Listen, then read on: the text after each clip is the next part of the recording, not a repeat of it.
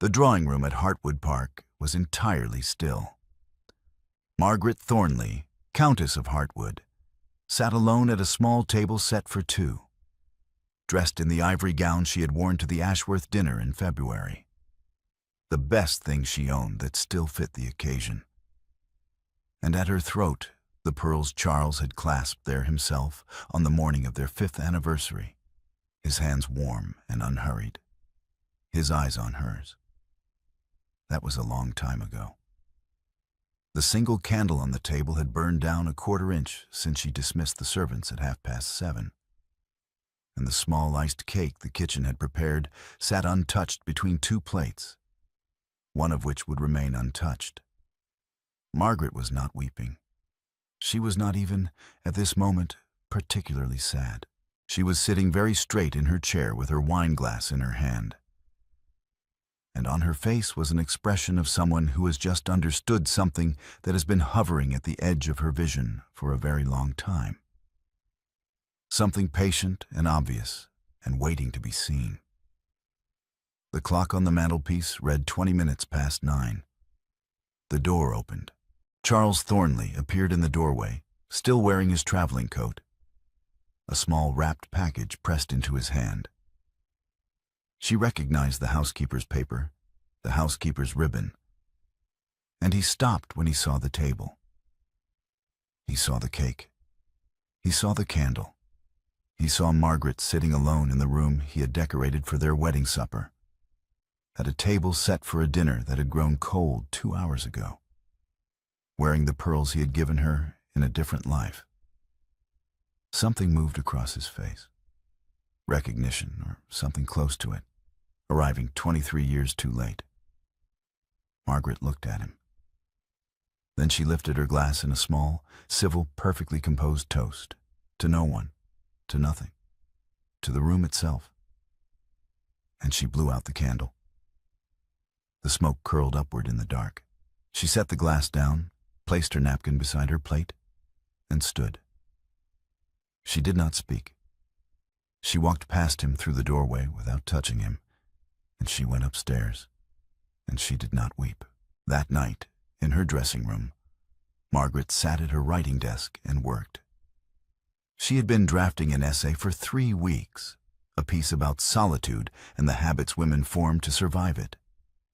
And in the particular clarity of that evening, she found she could see the end of it. She wrote until the candle guttered. By morning, she had completed the essay and sealed it for post, and she had written a second letter, this one to her grandmother's solicitor in London, requesting the keys and current condition of Linden Field, the dower cottage that had stood empty for 11 years. She had not asked for it before. She was asking now. She did not allow herself to think about the blanket of quiet that had settled over her marriage like snow settling over a garden, slowly, without drama, covering everything until the shapes beneath it were only suggestions of what they had been. She did not catalogue the dinners where Charles had spoken across her to his parliamentary colleagues, or the evenings she had spent reading alone while he worked in the library with the door closed, or the 6 previous birthdays she had navigated with diminishing ceremony and increasing self-sufficiency. She did not think about any of this because she had thought about it already, in the way one thinks about a thing for years before finally setting it down. She sealed the letter to the solicitor. She went to bed. She slept without difficulty, which surprised her and then did not. In the morning, the house was ordinary. Charles came down to breakfast, and Margaret poured his coffee, and they spoke briefly about a letter from Frederick at Cambridge and the likelihood of rain before Wednesday. She was courteous. She was warm, in the way that a hearth is warm when the fire has been banked low for the night. The heat still present, but contained, no longer throwing light. Charles looked at her twice across the table with an expression she recognized as the beginning of an apology. And she smiled and asked whether he had read the parliamentary report she had left on his desk. And he said he had not yet, and the moment passed. She had decided, the night of the birthday, that she would not perform anger. Anger would require that she still expected him to do better. And the particular quality of what she had felt, sitting alone at that table, was not anger at all. It was something quieter and more final. It was the recognition that she had been waiting, for a very long time, for a man to remember her, and that the waiting was now simply done. She had a life to get on with. She had essays to write. 2 mornings after the birthday, Charles came to her dressing room. He had spent 2 days attempting apologies. Formal ones at first, then less formal, then increasingly earnest. And Margaret had received each of them with the same unfailing courtesy and the same absolute distance, the way a very well-trained servant receives a message and gives nothing back. He knocked on the dressing room door, and she called him in, and he found her dressed for travel, her maid fastening the clasp on a small traveling case, 2 substantial trunks standing packed and waiting near the door. Her writing desk had been dismantled and wrapped in brown paper. Charles stood in the doorway and looked at the trunks. "Margaret," he said. "Good morning, Charles." He was quiet for a moment. Then he said, "Are you angry with me?" Margaret turned from the looking-glass and considered him. "No," she said. "I am not angry. You are leaving." "I am going to Linden Field, my grandmother's cottage. I have written to the solicitor and the keys were sent yesterday." She paused. "The house is in reasonable condition, apparently. It wants some work on the east-facing windows, but nothing urgent. Are you leaving me?" Margaret set down the small bottle of scent she had been holding and looked at her husband with clear, steady eyes. He was 56 years old, and he looked it this morning. The lines at his eyes deeper than she remembered. Something worn and thin in his face that she had not noticed until this moment, because she had stopped looking at him as carefully as she once had, which was perhaps its own kind of answer. "You left first," she said. "Somewhere in the last 20 years, Charles. I couldn't tell you the exact date. I didn't notice it happening at the time, and I suspect you didn't either. But you went away from me, and I have been here keeping the chair warm, and I find that I am tired of it." He stood very still. She watched something move through him, not anger, not protest, but a kind of arrested recognition, the expression of a man who has just heard a sentence that rearranges something in him and knows, with certainty, that it will not rearrange back. "Linden Field is 12 miles, he said finally. "Yes. You intend to live there?" "I intend to find out what my life looks like when I am living it for myself," Margaret said. "I have not had a clear answer to that question in some time, and I would like one." Her maid closed the second trunk. The sound of the clasp was very distinct in the quiet room. Charles stood in the doorway as she gathered her gloves and her small leather writing case. He did not argue. He did not produce reasons or ledgers or the accumulated weight of 23 years.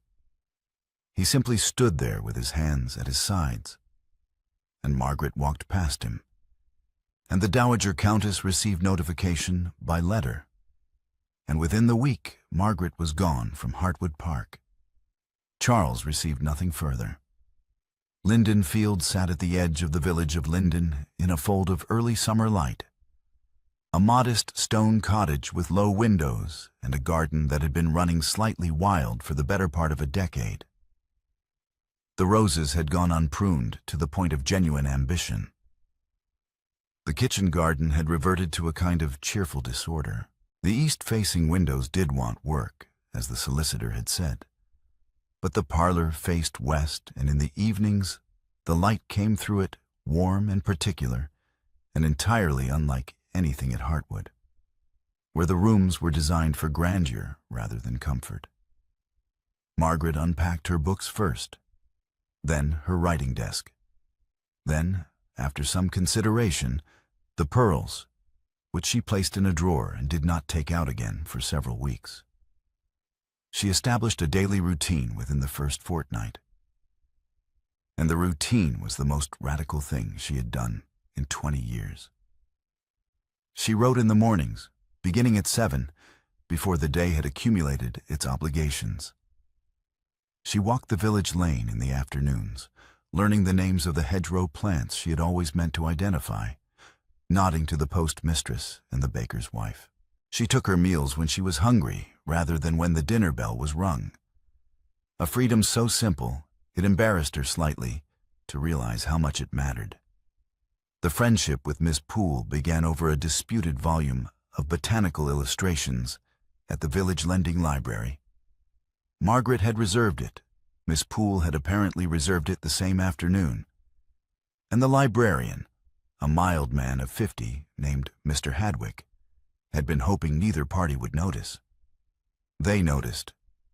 Miss Poole was a schoolmistress of perhaps 40, sharp-minded and entirely unimpressed by a countess's precedence, and she made her case for the volume with a directness that Margaret found immediately refreshing. "I have been waiting 3 weeks for that book," Miss Poole said. Not unkindly, but without apology. "As have I," Margaret replied.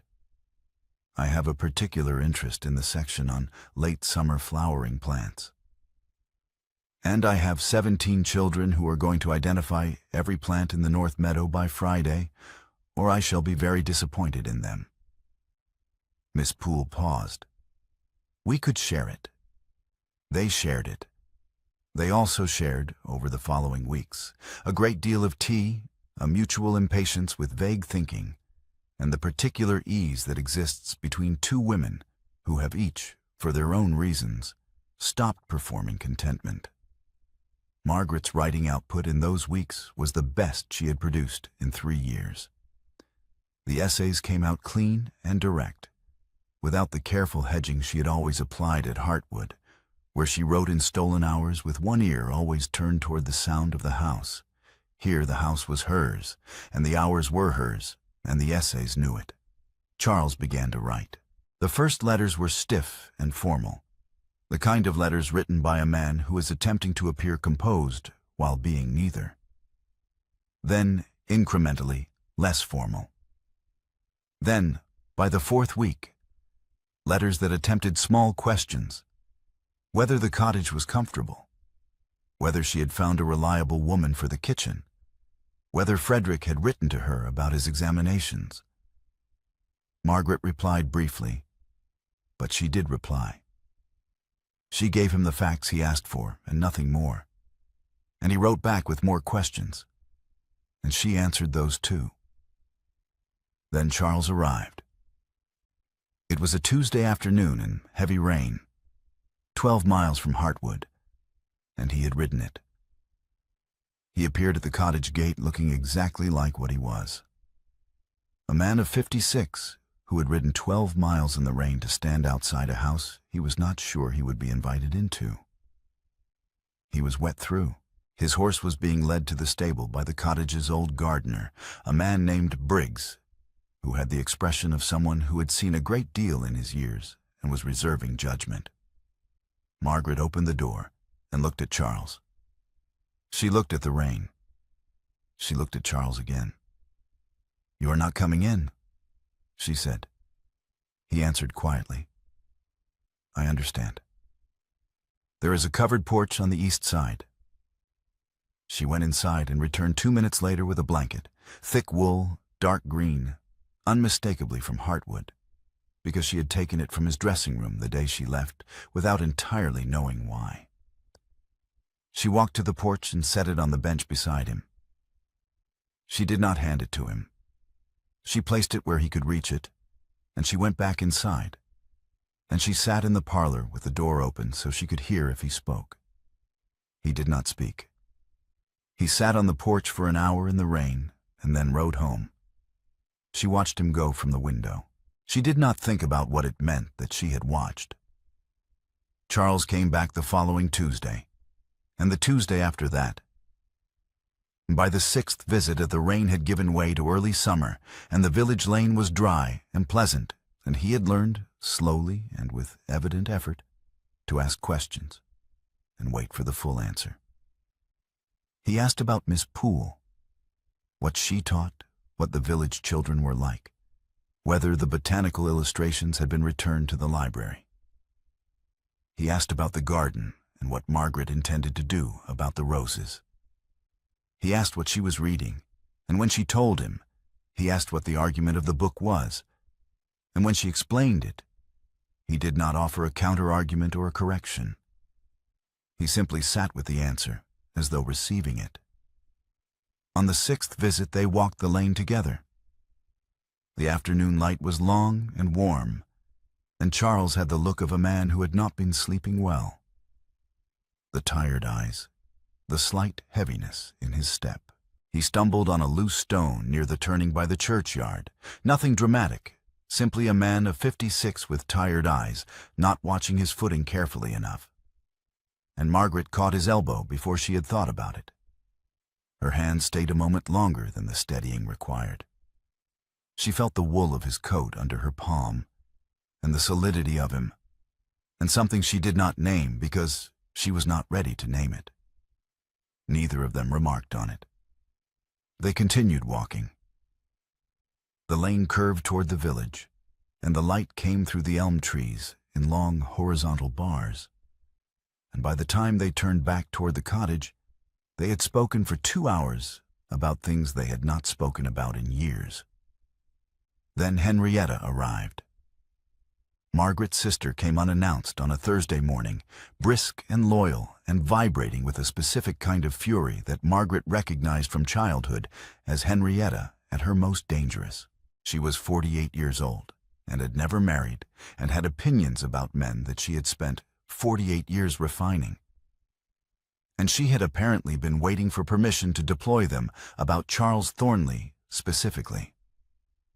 7 birthdays, Henrietta said, over the tea Margaret had poured with slightly resigned efficiency. 7, Margaret, I counted.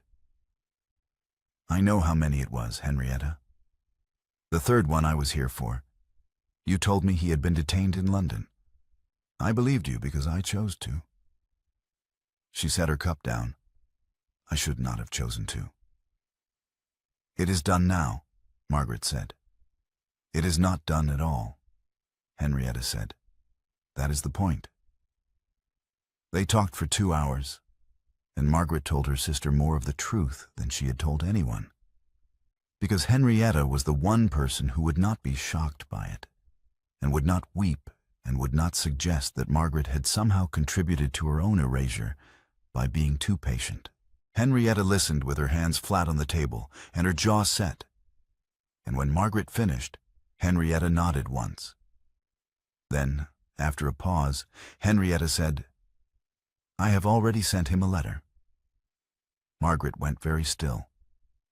What letter? I wrote it last week. I have been keeping notes for some time. Dates, occasions, the birthday in the 3rd year when you waited until 10:30 before you ate alone. I posted it this morning before I came here. Henrietta had the expression of someone who knows they have done something irreversible and has decided to stand behind it anyway. He should know what he has done, in detail. Margaret stood up, put on her coat, and walked to the village post office at a pace that surprised even Briggs the gardener, who watched her go from the kitchen garden with his hat in his hand. The letter had not yet been collected. The postmistress, who by this point had a warm regard for Margaret and a sound instinct for urgency, retrieved it from the outgoing box without requiring extensive explanation. Margaret thanked her, walked back to the cottage, and that night, in the parlor grate, burned it. Henrietta watched from the doorway. He deserves to know. Perhaps, Margaret said, but not from a list, not from you. She watched the paper catch and curl. Whatever Charles comes to understand about what he has done, it must come from his own seeing, or it means nothing.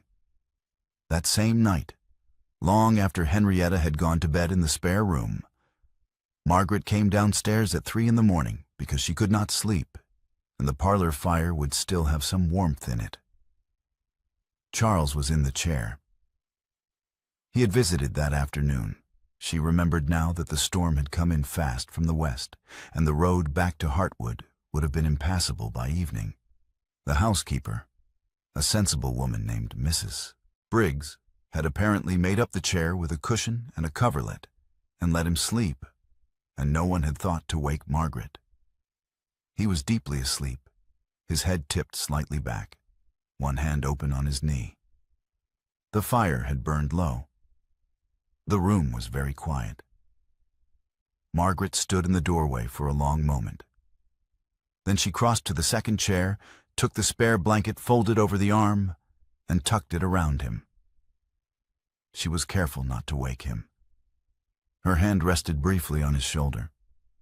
She could feel the slow rise and fall of his breathing through the wool, steady and entirely unaware of her. She stood there in the dark with her hand on his shoulder for perhaps 10 seconds. Then she went back upstairs. He never knew. In the morning, he was gone before she rose, having left a single folded note on the writing table in the parlor. I am sorry for the rain and for the inconvenience. She read it standing, still in her dressing gown, and set it down on the table and went to her desk and wrote for 4 hours without stopping. The essay she produced that morning was the sharpest thing she had written in 5 years. The following Sunday, Margaret attended morning service at Linden Parish for the first time. She had been in the village 6 weeks, and she was beginning to be known, greeted by name at the post office, nodded to by the verger, waved at by the baker's wife across the lane. She had a pew near the middle of the nave, a modest position that suited her perfectly. She arrived to find the Dowager Countess of Heartwood already seated in the family pew at the front of the church, in full dress, with the particular quality of stillness that indicated she had been waiting and had calculated exactly how long she was willing to wait. The Dowager was 71 years old and had been managing situations of this kind since before Margaret was born. She had clearly determined that a church, in a village where Margaret was building her reputation, was a place where Margaret would be too genteel to refuse her. Margaret walked to the family pew and sat beside her without expression. The Dowager gave a small nod of satisfaction. They sat through the service in silence. When the time came for communion, Margaret rose and walked to the altar alone. She took communion, returned to her seat, and at the end of the service walked the full length of the aisle, past a nave of watching villagers, without once turning to acknowledge the woman who had positioned herself as her companion. She exchanged a word with the vicar at the door about the flower rhoda. She spoke to Miss Poole about Frederick's examinations. She walked home through the autumn-edged morning, and the county had seen all of it. 2 hours later, the Dowager arrived at the cottage. Margaret poured tea. The Dowager sat with the rigid composure of a woman who has never in her life permitted herself to be made uncomfortable, and was currently being made extremely uncomfortable. "You are making the family ridiculous," the Dowager said. "I don't believe I am," Margaret said pleasantly. "A countess living in a dower cottage. No staff, no position, no—" "I have staff," Margaret said. "Mrs. Briggs is excellent. I have a position, I am the Countess of Heartwood, and I live at Linden Field, and the village seems to have adjusted to the arrangement without difficulty." She poured the Dowager's tea. "I am no longer in the business of preserving family names that did not preserve me. I should have said so years ago, but I am saying it now, and I hope we understand each other." The Dowager opened her mouth. She closed it. Margaret watched with genuine interest as the most formidable woman she had known for 23 years found, for the first time in her formidable life, that she had nothing to say. The tea was drunk in a silence that was entirely Margaret's. Charles arrived 2 days later, summoned by his mother. Margaret could see it in his face the moment he came through the gate. The set of his jaw, the particular stiffness that meant he had been given instructions and was attempting to carry them out despite some private resistance. She let him inside. Because it was raining, and because she was, underneath everything, still a fair woman. He sat across from her at the parlor table and began to speak about the family's standing and the season and the necessity of... "Charles," Margaret said. He stopped. "If you have come as your mother's emissary, you should go. I had begun to think you were coming as yourself." She looked at him steadily. "Those are different things, and I can only have one of them in my house." He left. He did not argue. He simply rose, held her gaze for a long moment, and walked out. What followed was 18 days of silence. No visits, no letters, the longest quiet since she had arrived at Linden Field, and a different quality of quiet from the one she had known at Heartwood. This one had edges to it, something unresolved pressing at the walls of each morning. Then a letter arrived, unlike any he had previously sent. There were no apologies in it, no requests. Charles described the breakfast table at Heartwood, where his place was set each morning and where the chair across from him remained empty. He described the corridor on the first floor that he walked twice a day, past the door of her dressing room, which stood open now because there was no reason to close it.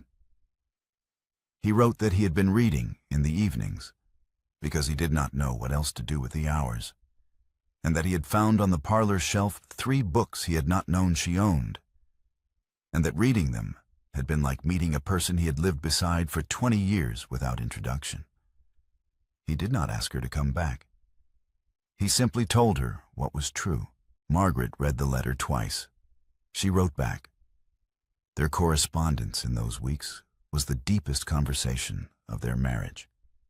Frederick came home from Cambridge briefly, tall and earnest, with his father's eyes and his mother's directness, and told Margaret, over dinner at the cottage, that his father had been writing to him differently.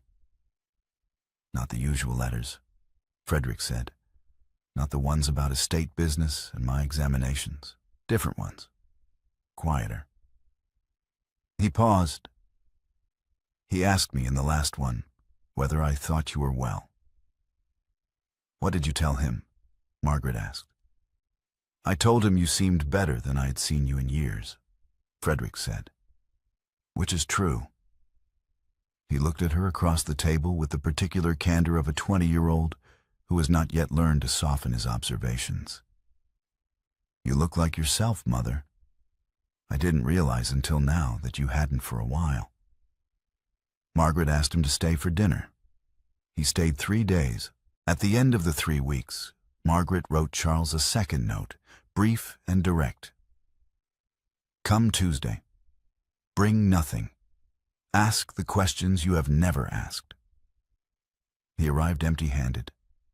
She let him inside, fully inside, for the first time since the porch visits began.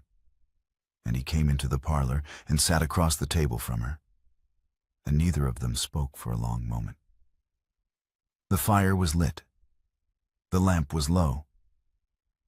Outside, the autumn evening was drawing in early, the way evenings do in October. The dark coming down, like something patient and sure. Charles looked at his hands on the table. Then he looked at Margaret. What have you been writing? He asked. It was the right question. They both felt the weight of how long it had taken to arrive, not in any dramatic way, but the way you feel the weight of a door that has been stuck for years and is finally opened. The simple fact of its moving more remarkable than the motion itself. Margaret reached to the side table and picked up a London periodical she had placed there that afternoon. She opened it to a marked passage and set it in front of him. Charles read. He read the whole essay, a piece about a woman who had learned, over many years, and then, in a sudden clear season, to celebrate her own existence without requiring a witness. He read it carefully, the way he had been learning to read things since the letters began, without looking up, without offering a response until he had finished. The name at the bottom was H.L. Farrow. He did not say anything about the pseudonym. He set the periodical down and looked at her. "How many essays are there?" he asked. 14, Margaret said. 3 periodicals, 4 years. Every payment saved. He absorbed this. She watched him absorb it. Not with the wounded expression of a man discovering he had been deceived, but with something more complicated, more honest. The expression of a man recognizing that the person sitting across from him had been living a life he had entirely failed to see. "I should have known," he said. "You should have looked," Margaret said without heat. "Yes." He was quiet for a moment. Then he said, "I need to tell you about Lancashire." He told her everything. The failed mill investment, a decision he had made in the autumn of the year before last, well-researched and reasonable at the time, disastrously wrong in its outcome. 18 months of private financial reckoning, the careful management of accounts and creditors, and the daily calculation of what could be saved. He had told no one. He had told her nothing, every single morning choosing to carry it alone because he had decided, without asking her, that she could not bear it. "I thought I was protecting you," he said. "I know," Margaret said. "I understand now that I was not." He looked at her directly. "I forgot your birthdays, not because I stopped loving you. I forgot them because I stopped considering you capable of being hurt by me. Because I had decided you were steady and self-sufficient and did not require my attention in the same way the estate did. And I know tonight that the second thing is worse than the first." He paused. "I am not asking your forgiveness. I am asking whether I may continue coming to the cottage. Whether you will allow me to learn you, the person you actually are, not the one I invented for my own convenience." Margaret looked at him across the table. The lamp threw its warm light across his face, and she could see the tiredness in him, the genuine cost of the months just past. And beneath it, something that had not been there in years. Or perhaps had been there always, and she had stopped looking for it. The same way he had stopped looking for her. "From this hour," she said, "we will either know each other completely or not at all. I will not go back to what we were. I won't manage your comfort and call it a marriage." She paused. "If you mean to come here, you come honestly. No shielding, no deciding for me what I can bear. No arriving as your mother's messenger or the estate's ambassador. You come as yourself, or you don't come." Charles held her gaze and said simply, "Yes." He did not negotiate. He did not qualify. He said it plainly, the way a man says a thing when he means it entirely. Neither of them slept that night. At dawn, Margaret walked Charles to the cottage gate. The garden was gray and still in the early light. The roses that Briggs had finally pruned back, standing in neat rows along the wall, the air carrying the particular cold clarity of an October morning.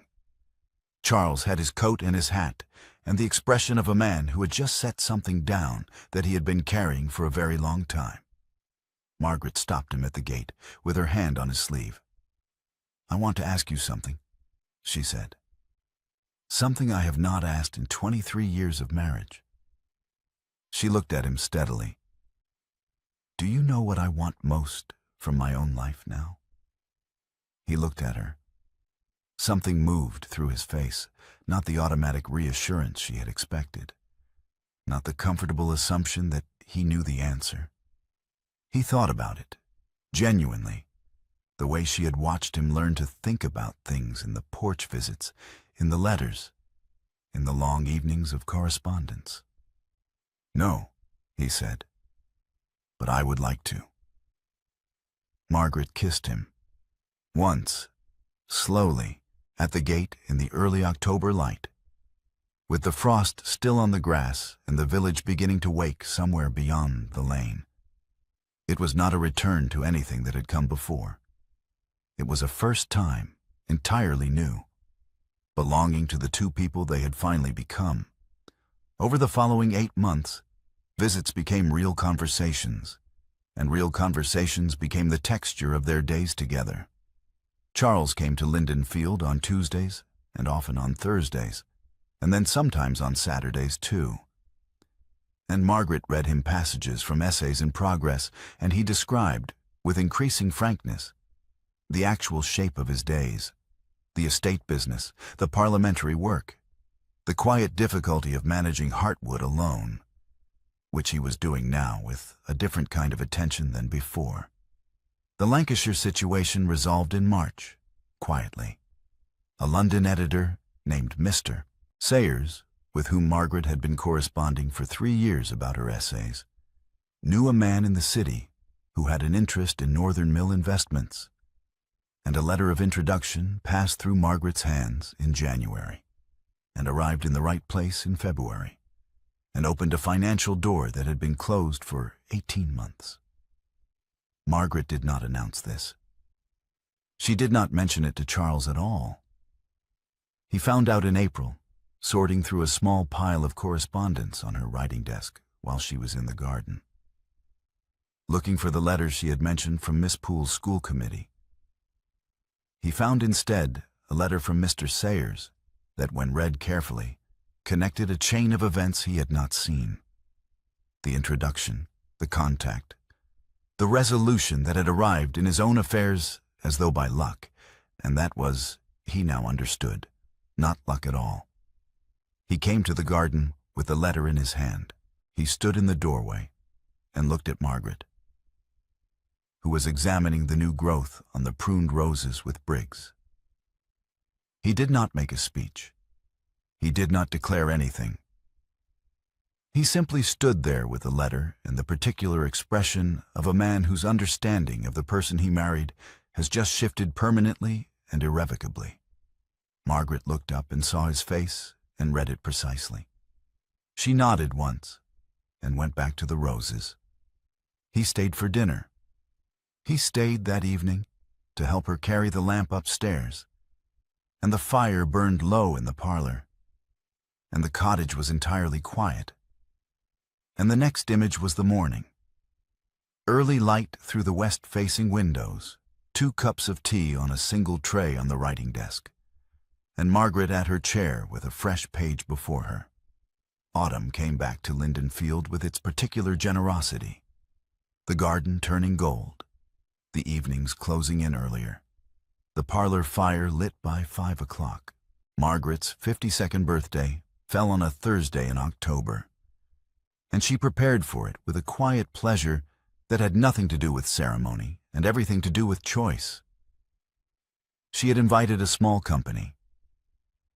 Henrietta arrived on the Wednesday and occupied the spare room with her customary efficiency and a bottle of excellent Madeira she had brought from London.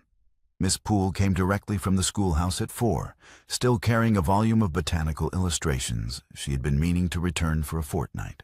Frederick had ridden down from Cambridge for the occasion, arriving that morning with muddy boots and the particular brightness of a young man who was glad to be somewhere. The parish vicar, a gentleman named Mr. Alcott, who had been kind to Margaret from her first Sunday at Linden, came with his wife. Briggs, the gardener, and his wife, who had tended the cottage and its occupants through all the seasons of this past year, sat at the end of the table with the dignity of people who had earned their place there. Charles was among them. He had arrived in the afternoon, without ceremony, and taken his seat at the table as what he was, her chosen guest. Nothing more formal than that, and nothing less. The cake was iced. The candles were lit. The room was warm and full of voices and the particular laughter of people who have, between them, no performance to maintain. The front door opened without a knock. The Dowager Countess of Heartwood stood in the doorway in full county dress, the dark silk, the Thornley diamonds, the expression of a woman who has arrived to deliver a verdict. She surveyed the room. The schoolmistress, the gardener, the vicar, Frederick with his Cambridge untidiness, Henrietta with her Madeira, and Margaret at the head of her own table in the cottage she had made her home. "Margaret," the dowager said, "this has gone on long enough. The season begins in a fortnight. The family cannot sustain another winter of this arrangement. You will return to Heartwood." The room was very still. Charles stood up. He did not raise his voice. He stood at the table in his wife's parlor, in front of his son and his wife's sister and the schoolmistress and the gardener and the vicar and the vicar's wife. And he spoke to his mother with complete clarity. "I have spent 20 years living at the wrong address," he said. "That was my mistake, and I made it for a long time before I understood what I was doing. Heartwood will pass to Frederick when he is ready for it, and Frederick will manage it well." He paused. "Margaret and I will be living wherever Margaret chooses to live. That is the only arrangement I am prepared to discuss." The dowager's eyes moved to him, then to Margaret, then back. "Charles, Mother," he said, and the single word carried something in it that the dowager had not heard from him before, not defiance, not anger, but a settled certainty that had the quality of a door closing very firmly from the inside. He turned to Margaret. The room was entirely quiet. The candles burned. Henrietta had her hand over her mouth. Frederick was very still, watching his father with an expression of careful attention. "Will you permit me to stay?" Charles asked. He asked it plainly, in front of all of them, in front of his son and her sister and the village she had made her own. "Not at Heartwood. Here, wherever you are?" Margaret looked at him.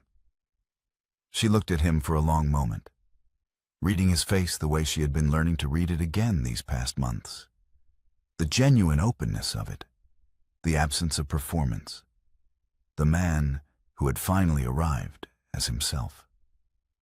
Then she picked up her glass.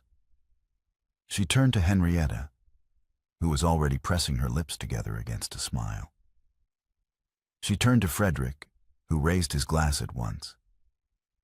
She turned to Miss Poole, who lifted hers with a brisk nod of approval. She turned to Briggs and his wife, who raised their glasses with the warm dignity of people who had watched all of this from the beginning and were glad of its ending. She turned to Mr. Alcott and his wife. Finally, she turned to Charles. She lifted her glass to him, and then she leaned forward and blew out the candle. The room laughed and applauded. Real laughter, the kind that fills a small cottage parlor completely, the kind that has warmth in it and relief and the particular joy of a thing resolved. Henrietta laughed so hard she had to set her glass down. Frederick was on his feet. Even Briggs was grinning behind his hand. The Dowager Countess of Heartwood turned and walked out of the cottage without sitting down. The door closed behind her. No one at the table watched her go. In the morning, early light came through the west-facing windows of the cottage parlor and fell across Margaret's writing desk. The fire had been laid and lit by Mrs. Briggs before the house was properly awake. 2 cups of tea sat on a single tray at the corner of the desk, one of them already half drunk. Margaret sat in her chair with a fresh page before her. The pen was in her hand. Outside, the October garden was still, the roses pruned and quiet, the lane beyond the gate empty in the early hour. She wrote the heading of a new essay. Then, for the first time in 4 years of publication, she wrote the name she had always owned, Margaret Thornley, Linden Field. She dipped the pen and began.